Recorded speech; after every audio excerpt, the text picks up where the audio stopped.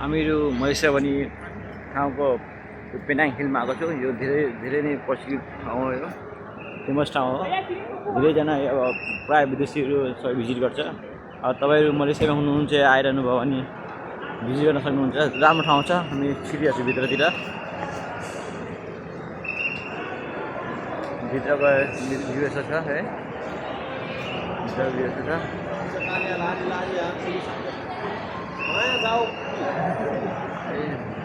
अब हामी भित्र छिरिरहेको छु। कन्टिन्यू गर्नु चाहिँ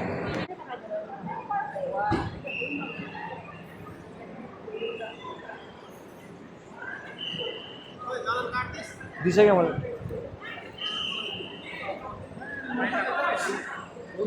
अब यो चाहिँ भन्ने त्यो बुढो मान्छेलाई भन्ने पर्दैन।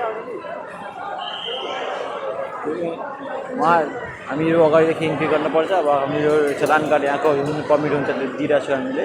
पर्मिट दिएपछि हाम्रो इन्ट्री हुन्छ। इन्ट्री ठाउँ यो हो।